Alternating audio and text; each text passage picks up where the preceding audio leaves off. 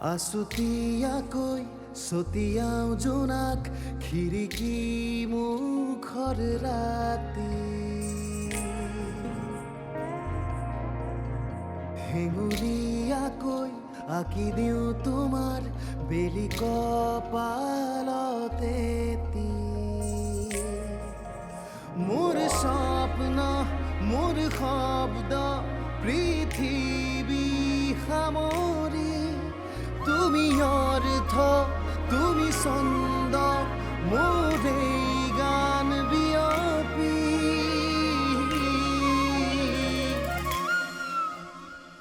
বাহি বাহি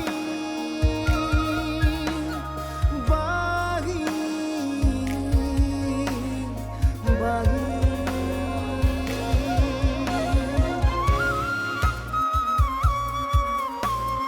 ধূলিয়ৰি বাটেৰে কোনোবা শেষতে তোমালৈ গৈয়ে থাকিম নেদেখা নদীৰে কোনোবা ঘাটতে তোমাকেই শুনি থাকিম বাহি এনেও এই বিয়া বাৰুৰ প্ৰতি মোৰ ভংগ হৈ গ'ল আৰু মই আশাও কৰা নাই যে মই আৰু সুখী হ'ব পাৰিম মাৰ বহুত দীঘলীয়া চিকিৎসা কৰিবলগীয়া হ'ল ইটোৰ পিছত সিটো বেমাৰ কোনো এখন হস্পিটেল বাদ পৰা নাই কিন্তু ভগৱানৰ অনুমতি অবিহনে পইচাৰে জীৱন কিনিব পৰা নাযায় মাক বচাব নোৱাৰিলোঁ ধাৰবোৰো দীঘলীয়া হৈ গৈ থাকিল পুৰণি বন্ধুবোৰ আহিলে দুআষাৰ কথা পাতিলে মনবোৰ ভাল লাগে ন মাহী আজি চাগে দেউতাৰ খুব ভাল লাগিছে তই ঠিকেই কৈছ যাচোন চাহকাপ দি থৈ আগে দিয়া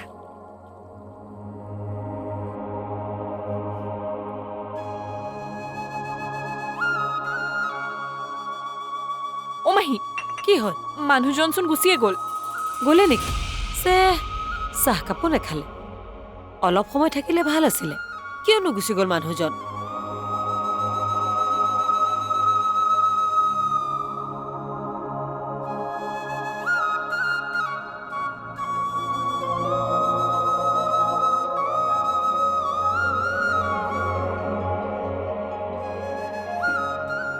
খুৰা কওক তোৰ লগত মোৰ এটা কাম আছে কওকচোন ল'ৰাজনৰ অলপ ইনফৰমেশ্যন উলিয়াব লাগে এই ধৰ স্বভাৱ চৰিত্ৰ কথা বতৰা সকলো হ'ব খুৰা আপুনি মোক নামটো কওক মই ডিটেইলছ উলিয়াই দি আছোঁ নামটো হেৰি নীলিম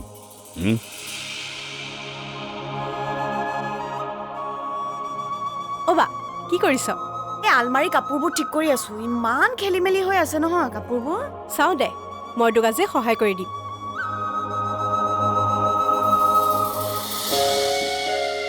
আজি হাইঠা মাটিত পৰিল যে এয়া কি দেখিছো তই মোক সহায় কৰিবলৈ আহিছ কিয় মই কাম কৰিব নোৱাৰো নেকি নহয় নহয় পাৰ কিন্তু মানে এনেই কৰিবলৈ নাহতো এলেহুৱা বুলি ভাবিছিলো যিকোনো কাম কৰা অভ্যাস মোৰ আছে আৰু আগতে মই সৰু আছিলো সেইকাৰণে কাম কৰা নাছিলো এতিয়া মই ডাঙৰ হৈছো বুজিছ হয় নেকি তই ডাঙৰ হৈছ মই জনাই নাছিলো কথাটো পাই চা বা এনেকৈ জোকাই থাকিলে কিন্তু মই একো নকৰি গুচি যাম তই মাক হ'বলৈ ওলাইছ সেইকাৰণে ভাবিছো ঘৰৰ কিছু কিছু কামত সহায় কৰি দিম তোক ঠিক আছে দে মই একো নকওঁ তই কৰি যা হ'ব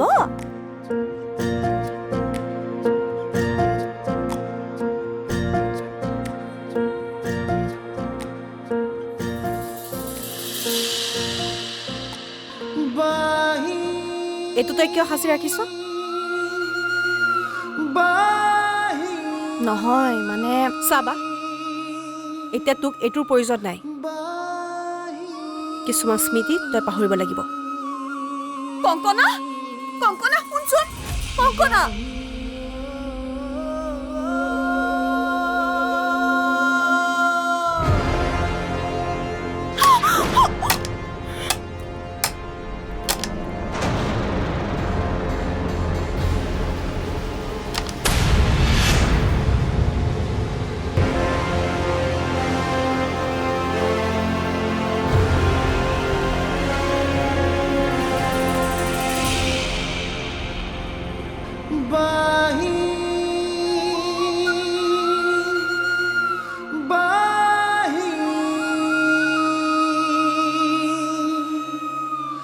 বাহি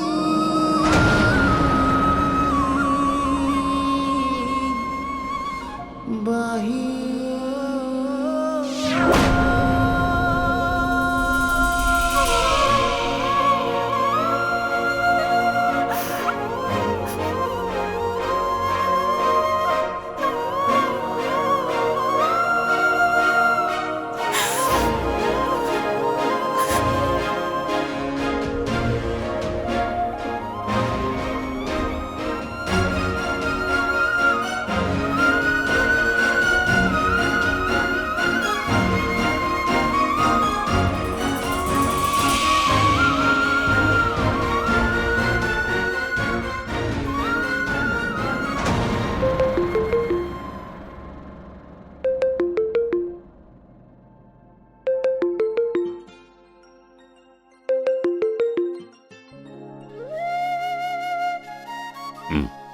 কচোন খুৰা আপুনি কোৱা ল'ৰাজনৰ মই খবৰ উলিয়ালোঁ।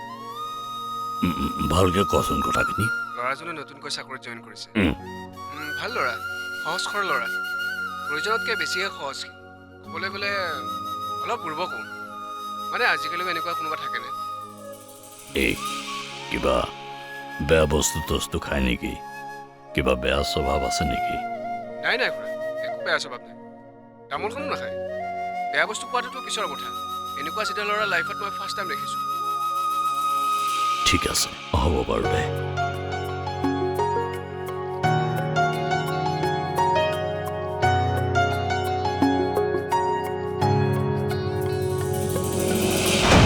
তুমি অৰ্থ তুমি ছন্দ মোৰ এই গান বিয়পি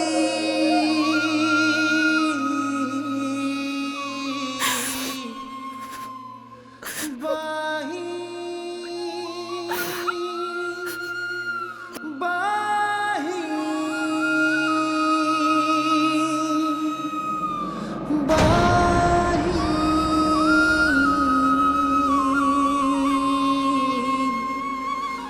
বাহি ঠিক আছে, কিন্তু তই মোক কিয় সহায় কৰিবি? এই প্ৰশ্নটোৱে মই তোৰ পৰা আশা কৰিছিলোঁ। মই তোক কিয় সহায় কৰিম? কাৰণ পৈতৃক সম্পত্তিটো মানুহে এনেই বিক্ৰী নকৰে, নহয় জানো? তথাপিতো মই তোক সহায় কৰিব বিচাৰিছোঁ। বাহি বাহি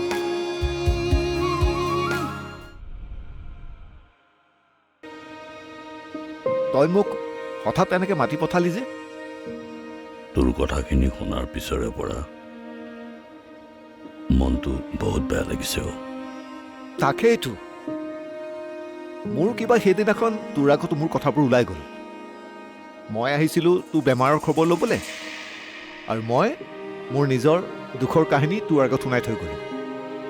পিছত কথাটো ভাবি মোৰ বেয়াও লাগিছে। নাই নাই, এইবোৰ মই একো ভবা নাই। কাৰণ বন্ধুৱে যদি বন্ধুক মনৰ কথা নকয়, তেতিয়াহ'লে ক'ব কাক কচোন?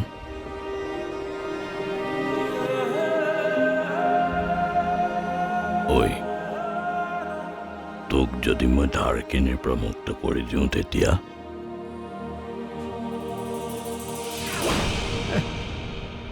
এইবোৰ তই কি কৈছ? ঠিকেই কৈছোঁ। তোৰ ইমানেই বেয়া পৰিস্থিতি হৈছে, যিটো পৰিস্থিতিয়ে তোক নিজকে শেষ কৰাৰ কথা ভাবিবলৈ বাধ্য কৰাইছে। চা কৈলাশ, মোৰ তাত ইমান টকা নাই, কিন্তু মোৰ অলপ মাটি আছে গাঁৱত। সেইখিনি বিক্ৰী কৰিলে অলপ টকা ওলাব, আৰু সেইখিনিৰে মই তোক সহায় কৰিব পাৰিম।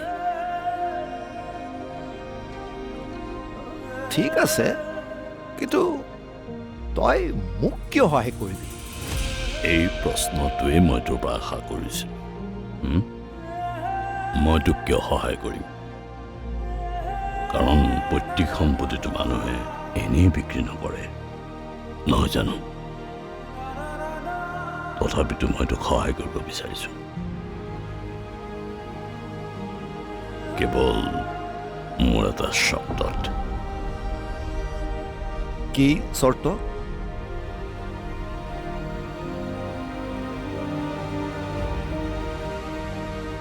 তোৰ ডাঙৰ ল'ৰাটোৰ সৈতে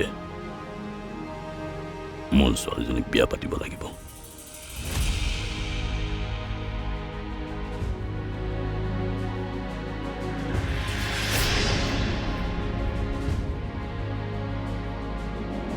এই, তই একো নকলি যে?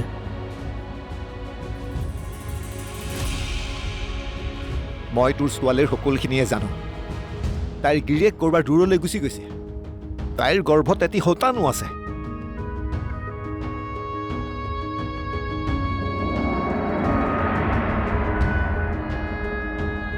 এই সকলোখিনি জনাৰ পিছত মই কেনেকৈ মোৰ ল'ৰাৰ বাবে তোৰ ছোৱালীক মোৰ বোৱাৰী কৰি আনিব পাৰিম কচোন?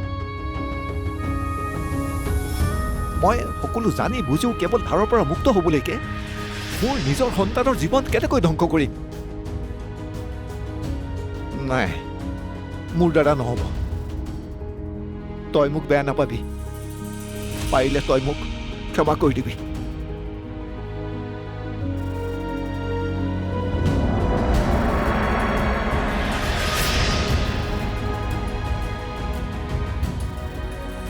খুৰা যায় নেকি? বহকচোন, চাহ কৰিছোৱে। মই চাহ নাখাওঁ দিয়া, গৈ থাকোঁ। ইমান লৰালৰি নে? সেইদিনাও আপুনি চাহ নোখোৱাকৈ গ'ল। আজিও অলপ বহিব বলকচোন, দেউতায়ো ভাল পাব। তোমাক কথা এটা কওঁ, বেয়া নাপাবা। কওক খুৰা। তুমি এটা ভুল সিদ্ধান্ত লৈছা জানানে? মানে হয় তুমি সন্তান জন্ম দিয়া, নহয় বিয়া হোৱা। দুয়োটা কাম একেলগে নহয়। সন্তান জন্ম দিয়া আৰু বিয়া হোৱা এই দুয়োটা কাম একেলগে নকৰিবা। এটা সময়ত এটা সিদ্ধান্ত ল'বা। কথাখিনি শুনাত বেয়া হৈছে যদিও সেইটোৱেই সঁচা।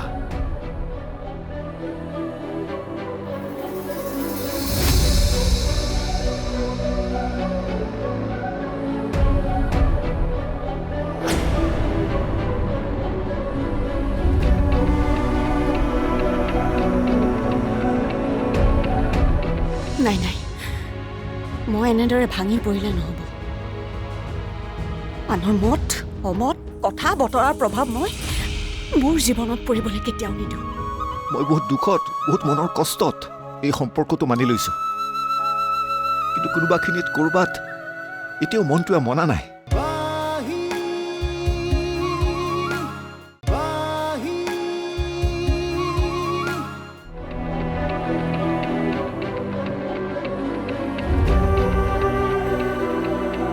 কি হ'ল বা এনেকৈ মন মাৰি আছ যে?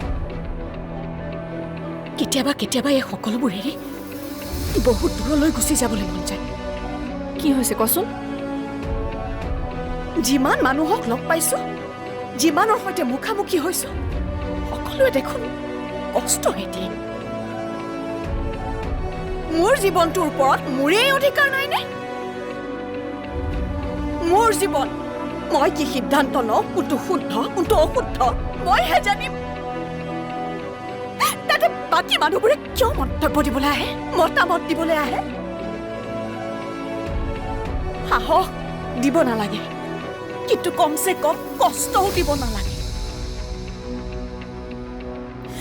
মনৰ কষ্টত জীয়াই থাকি কিমান অসুবিধা ভুক্তভোগীজনেহে গম পায়।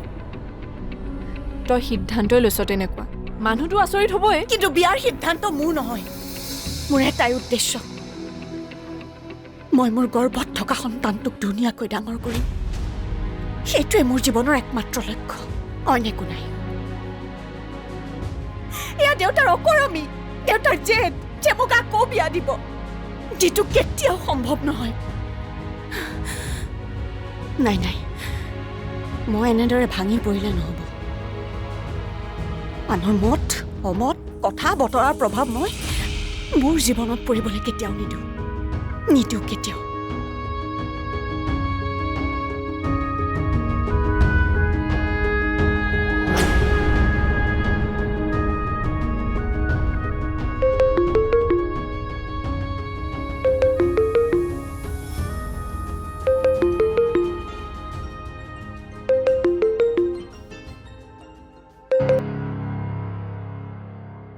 কৈলাশ কচোন।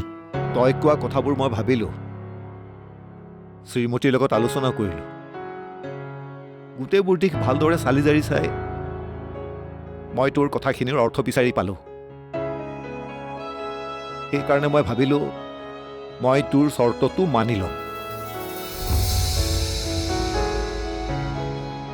তোৰ ছোৱালীক মই বোৱাৰী কৰি আনিবলৈ ৰাজি আছোঁ।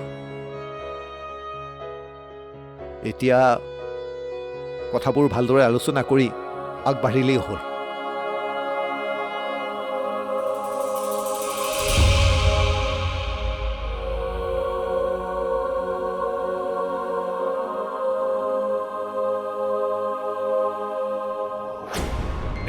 পূৰ্ণিমা, অ কুংকনা, বায়ৰৰ বিয়া ঠিক হৈ গ'ল।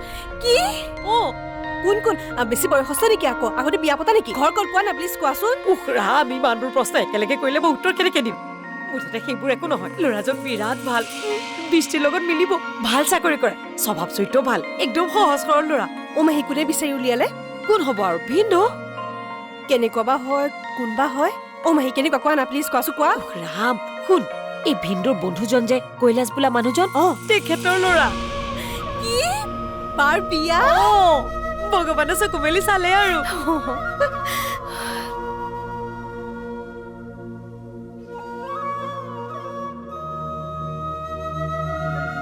একো নাই দিয়ক, ইমান চিন্তা কৰিব নালাগে। আমি যি সিদ্ধান্ত লৈছোঁ উচিত সিদ্ধান্তই লৈছোঁ। কাৰণ বৃষ্টি ছোৱালীজনী ভাল ছোৱালী, আৰু অতীতৰ কথালৈ আমি নাযাওঁ। সেয়া যি আছিল আছিল, কিন্তু এতিয়া আমি বিশ্বাসী যে আমি এজনী ভাল বোৱাৰী পাম, আৰু আমাৰ ল'ৰায়ো এজনী ভাল পত্নী পাব। এইখিনিতে আমি সন্তুষ্ট হ'ব লাগিব। কথাটো মাজে মাজে কেতিয়াবা ভাবোঁ, বুজিছা, নিজৰ দুৰ্বলতাখিনিক থাকিবলৈকে আমি ল'ৰাটোক ব্যৱহাৰ কৰাৰ দৰে হোৱা নাই জানো? মোৰ ল'ৰাটোৰ গাত এনেকুৱা কি অভাৱ আছে যে সি এনেকুৱা এজনী ছোৱালীক বিয়া কৰাব লগা হৈছে? সেইবোৰ কথা ভাবি জানো এতিয়া কিবা লাভ আছে? কথাবোৰ যেনেকৈ আগবাঢ়িছে তেনেকেই আগবাঢ়িবলৈ দিয়ক। কাৰণ আমাৰ হাতত জানো অন্য আৰু কিবা উপায় আছে?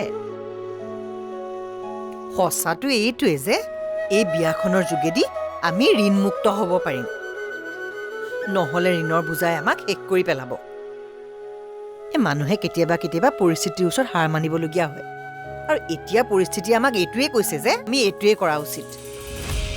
সেইটোতো হয়েই, কিন্তু তুমি বিশ্বাস কৰা, মই বহুত দুখত, বহুত মনৰ কষ্টত এই সম্পৰ্কটো মানি লৈছোঁ। কিন্তু কোনোবাখিনিত ক'ৰবাত এতিয়াও মনটোৱে মনা নাই। মনটোৱেতো মোৰো মনা নাছিলে, কিন্তু এই সকলোবোৰ মই স্বীকাৰ কৰি লৈছোঁ। গতিকে আপুনিও স্বীকাৰ কৰি লওক। ময়ো তেখেতক বিয়াখনৰ কাৰণে হাঁ বুলি কৈ দিলোঁ, কিন্তু এতিয়ালৈকে দেখোন আমি নীলিমক কথাটো কোৱাই নাই।